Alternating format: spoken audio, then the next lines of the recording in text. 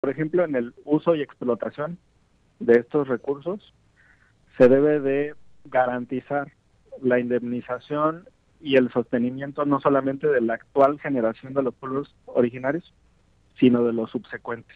¿Y eso se Entonces, incluye la en verdad esta tiene reforma que implicaciones. está presentando Claudia Sheinbaum? ¿Perdón? ¿Eso se incluiría en la reforma que presentará Claudia Sheinbaum sobre este tema? Es una derivación porque uno de los atributos de la personalidad es el patrimonio. Eso es. Hamlet García Almaguer, tenemos pues muchísimo interés en conocer todas las iniciativas, pero en los minutos que nos quedan va a ser imposible. Te pediría si Sí. nos podemos concentrar en este momento en la que ha generado mayor polémica, que es la reforma al Poder Judicial. ¿Cómo está planteada por parte del presidente? Si hay cambios por parte de Claudia Sheinbaum y también los tiempos que eso ha sido considerado parte interesante del debate, porque se dice que si se aprueba en todavía en esta legislatura, en lo que queda de esta legislatura, podría ser como una imposición del presidente saliente a la presidenta entrante. Digamos, quisiera conocer tu opinión sobre esto, la información de qué consisten las reformas y tu opinión sobre esto. Mira, antes las iniciativas que no habían sido dictaminadas y votadas en una legislatura se morían por la simple conclusión. Pero esto se reformó en la década pasada para permitir que las iniciativas que valgan la pena y los dictámenes puedan ser recuperados por la siguiente legislatura en un término de 1 o 2 meses. Lo determina la mesa directiva. Porque el primer mes, sobre todo, es para la conformación de las comisiones y demás. A partir de que quedan conformadas y distribuidas, suele darse un periodo de 30 días para ver qué vale la pena de la anterior legislatura. Pues como va a funcionar más o menos en este periodo, nosotros tenemos hasta el último día de agosto para aprobar los dictámenes en la Comisión de Puntos Constitucionales.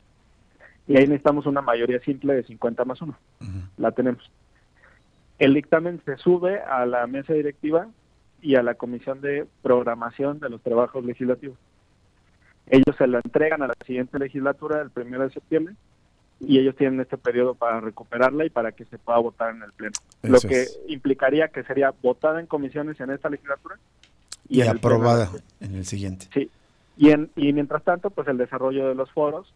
Hemos estado en diálogo para que tengamos foro también en Guadalajara y se está encaminando a que el tema que analicemos en Guadalajara sea el papel del Consejo de la Judicatura, porque tiene subtemas, digamos, esta iniciativa.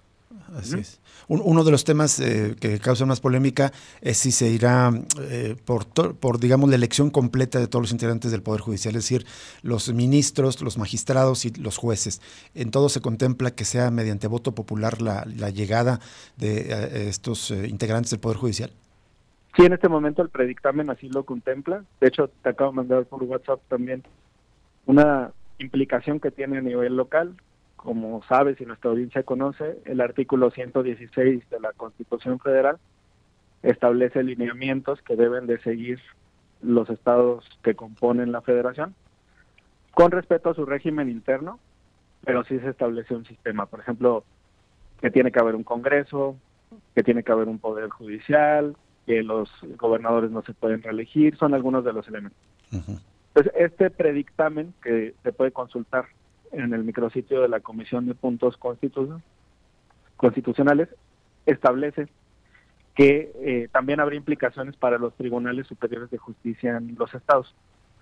Y precisamente en el tema del voto tendría que desarrollarse bajo ese sistema, pero se permite que la legislatura local, el constituyente local, por supuesto con la aprobación de los cabildos y del Congreso del Estado, que suelen establecerlo así las constituciones locales, definan los sistemas, las fechas, por ejemplo, las modalidades para desarrollar esa elección. ¿Qué tal, Hamlet Almaguer? Te saluda Jesús Estrada. Justo quería hacerte algunas preguntas sobre esto. ¿Cómo sería, digamos, cómo se visualiza ese proceso de elección de jueces y magistrados e integrantes del Poder Judicial? Dos preguntas. Una es, ¿esto sería a través de partidos políticos? Es decir, ¿los candidatos a alguno de estos cargos tendrían que, digamos, ser impulsados por alguna fórmula de partido político o sería a título individual? Y la otra pregunta, ¿estos modelos de esta propuesta de reforma está siguiendo alguna otra experiencia en el resto del mundo? Si nos comentas si hay otros lugares que tú conozcas donde también se elija de esta manera a los integrantes del Poder Judicial. Sí, pues en 41 entidades de Estados Unidos. A nivel estatal, que claro. La federación, a nivel estatal, Sí.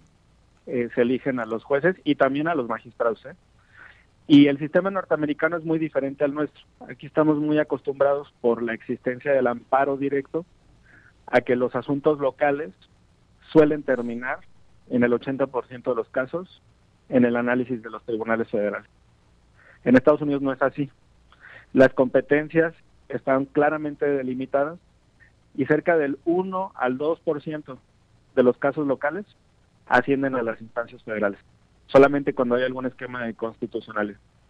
Entonces tienes casos, por ejemplo, de tribunales superiores de Nueva York, de Texas, de California, donde jueces democráticamente electos resuelven sobre casos multimillonarios, patentes de Google, de Amazon, de este tipo de cuestiones, ¿no? Cuestiones de comercio internacional, competencias muy dinámicas, asuntos que valen muchísimo más de lo que resuelve los jueces federales en México. E instancias terminales en otras materias, como penal, por ejemplo.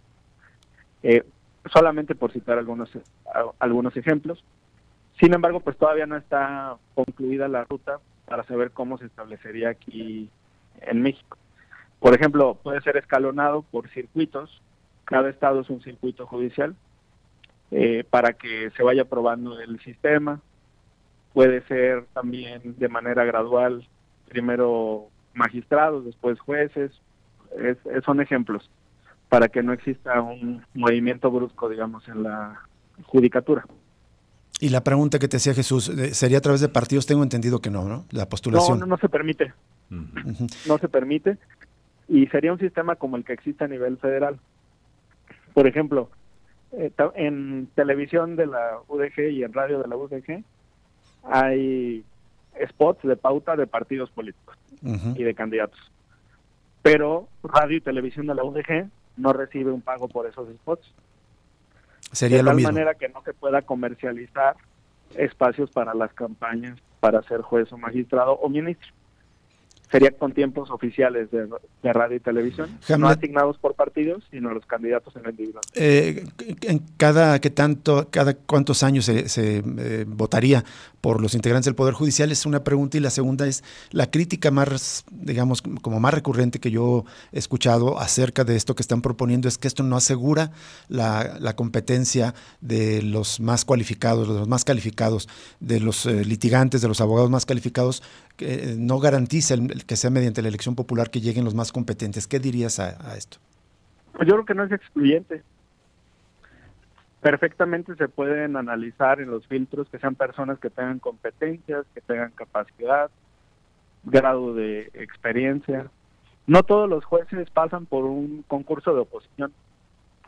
Ese es un mito. De los casi 800 jueces federales, jueces de distrito, el 11% pasó por un concurso de oposición. Solamente el 11%. El otro, solamente el 11%.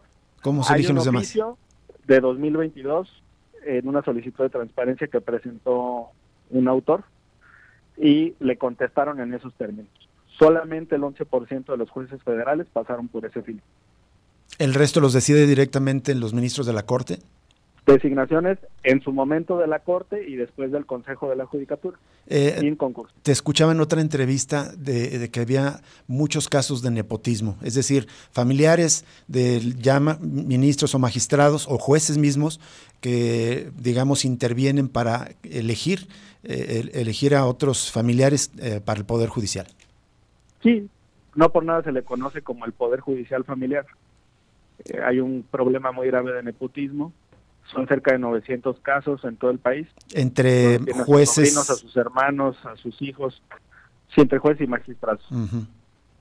Es correcto. Eso también pues se tiene que prevenir y hay que abrir el Poder Judicial. Hablábamos de la carrera. No todos los integrantes de la Suprema Corte son jueces y magistrados de carrera. Tienes el ejemplo de José Ramón Cosío, que fue un buen ministro de la Corte, ahora ya se derechizó, pero él venía de la academia. Y también hemos tenido jueces y magistrados con carrera política, no jurídica. Ya falleció lamentablemente, pero el último ministro de la Corte jalisciense, Sergio Salvador Aguirre Anguiano, su última labor pública antes de ser ministro de la Corte, fue regidor del Ayuntamiento de Guadalajara por el PAN. Es decir, no está peleada ni tenemos tampoco antecedentes que prevengan o que exista un sistema judicial puro. Hamlet, una última pregunta de mi parte rápidamente. Hemos hablado, escuchado en los debates sobre este tema de temas de la corrupción a escala muy grande del Poder Judicial, a nivel de allá de la Ciudad de México, pero esta reforma también acotaría formas de corrupción a nivel local. Acá, por ejemplo, desde hace años se ha escuchado temas de cómo incluso hay personas que supuestamente llegan a pagar a partidos políticos para ser designados en las negociaciones entre los partidos con algún cargo dentro del Poder Judicial. ¿Esta reforma acabaría estas formas de operar corruptas? Sí, pues previene el reparto por cuotas, que lamentablemente se ha dado en los poderes legislativos locales e incluso a nivel federal. Ya sabes que ese es el magistrado del PAN, ese es el magistrado del PRI. Ahora ya no existe el PRD, pero en su momento. Exactamente, llegaban por cuotas.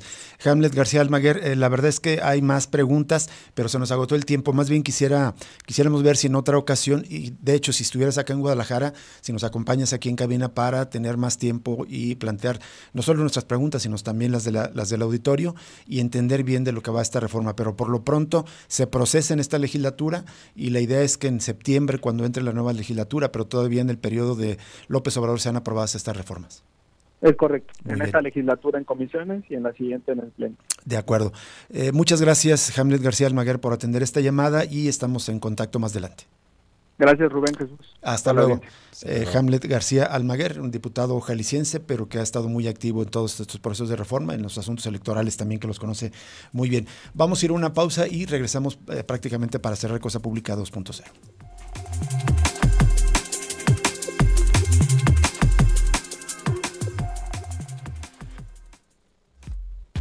Ya regresa Cosa Pública.